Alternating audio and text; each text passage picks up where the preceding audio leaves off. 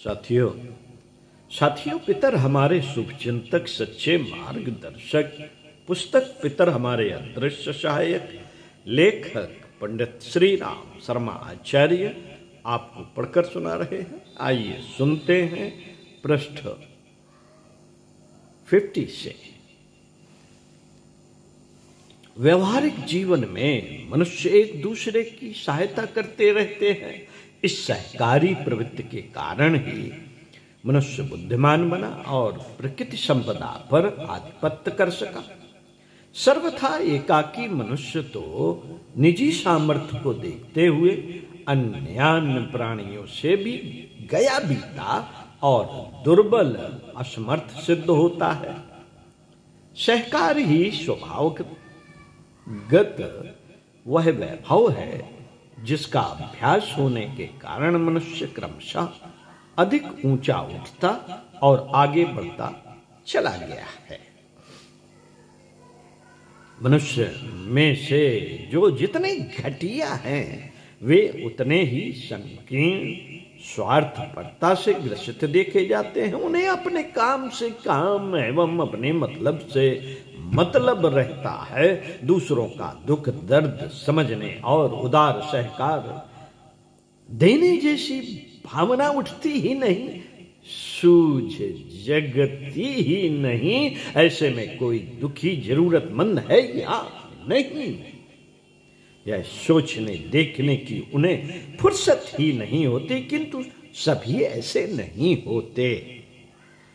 सभी ऐसे नहीं होते। बौद्धिक पिछड़ेपन की तरह यह भावनात्मक अधःपतन पाया तो अनेकों में जाता है, पर सब वैसे नहीं होते। अनेकों की प्रवृत्ति में, अनेकों की प्रकृति में मानवीय गरिमा के अनुरूप आत्मीयता एवं उदारता का भी बाहुल्य होता है और वे मिल बांट कर खाने की नीति पर विश्वास करते हैं। औरों का दुख बटा लेने, अपना सुख बांट देने की ललक जगी रहने से वे सेवा साधना के अवसर ढूंढते रहते हैं और जहां भी संभव होता है अपनी उत्कृष्टता का परिचय देते हैं। सेवा धर्म अपनाने वालों को देवता कहा जाता है। देवोपम अंतःकरण प्राप्त कर लेना मनुष्य का सर्वोपरि सौभाग्य माना गया है। शरीर न रहने पर भी आत्मा का अस्तित्व अक्षुण्ण बना रहता है। मरण और जन्म के मध्य ऐसी ही स्थित रहती है जिसमें प्रत्यक्ष पंच भौतिक कलैवर न रहने पर भी उनमें ऐसी क्षमता विद्यमान रहती है जिसके सहारे अपनी उदारता का परिचय दे सके और सेवा साधना की दृष्टि रखकर दूसरों की सहायता कर सके। ऐसी ही आत्माएं देवता कहलाती है। ऐसी ही आत्माएं देवता कहलाती हैं। साथियों, और वे अपनी स्थिति में रहते हुए भी लोक कल्याण के लिए कुछ न कुछ करती रहती है।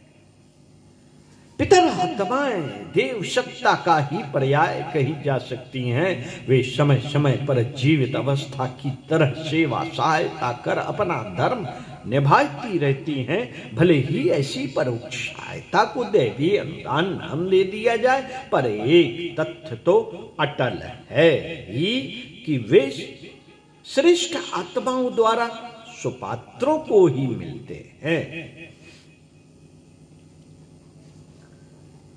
सन 1985 में फ्रांस के राजा लुईस 14वें के विरुद्ध जनता ने विद्रोह कर दिया। 1772 में जगह जगह गुरिल्ला युद्ध होने लगे। सेना नायक कैलेरिस नामक एक प्रोटेस्टेंट विद्रोही था। राजा को परास्त करने और अपने को वरिष्ठ योग्य घोषित करने के लिए उसने अग्नि परीक्षा देने की बात कही। लड़कियों से ऊंची चिता बनाई गई और क्लेरिस भाव समाधि की स्थिति में उस पर चढ़कर खड़ा हो गया। चिता में आग लगा दी गई। धीरे धीरे आग की लपटों ने कैलेरिस को चारों तरफ से घेर लिया और कैलेरिस मैदान में उपस्थित 600 लोगों की भीड़ को संबोधित करता रहा। लकड़ियां जलकर राख हो गई, आग बुझ गई। तब तक कैलेरिस का भाषण चलता रहा। कैलेरिस अग्नि परीक्षा में विजयी रहा, उसे आंच तक न आई। सन 1867 की घटना है। बेल्जियम के शिवरे डेरुवियर नामक व्यक्ति का पैर पेड़ पर से गिरने के कारण टूट गया। हड्डी जुड़ी नहीं वरन नासूर की तरह रिसने लगी। जख्म किसी तरह भरता ही नहीं था। बड़ी कठिनाई से ही वे किसी प्रकार दर्द से कराहते पट्टी बांधे थोड़ी दूर चल सकते थे।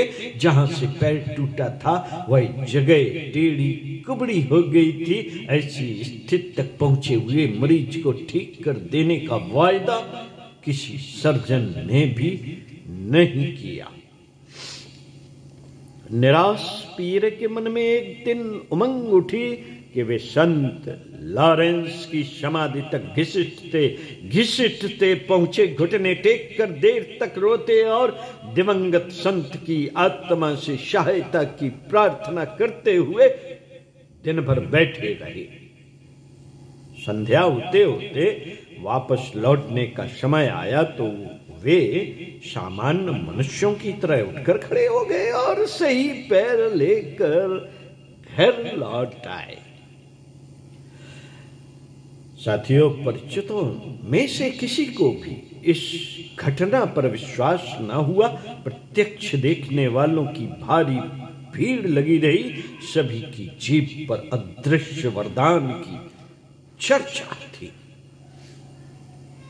अदृश्य वरदान की चर्चा थी। दक्षिण इटली के कोगिया कस्बे में एक दंपत्ति के यहाँ 9 वर्षीय बालक जियोवेनियो लिटिल जॉन रीढ़ की बीमारी के कारण नन्हे बच्चों जैसा घिसट कर हाथ पैरों के बल चला करता था। एक दिन जियोवेनियो कोगिया की सड़कों पर घिसटता चल रहा था। अचानक उसे अपने पीठ पर दिव्य स्पर्श का अनुभव हुआ।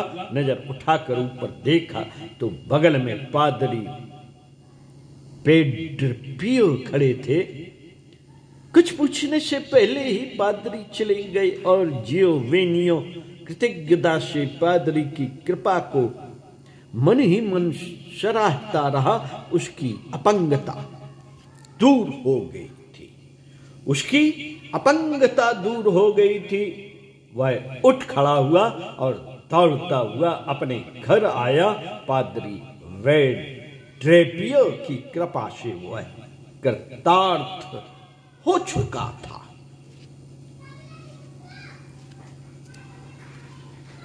चिकित्सक परोपकारी पितर। आपको अगले वीडियो में पढ़कर सुनाएंगे। सुनते रहिए कुछ अच्छा और पढ़ते रहिए कुछ अच्छा। ओम शांति।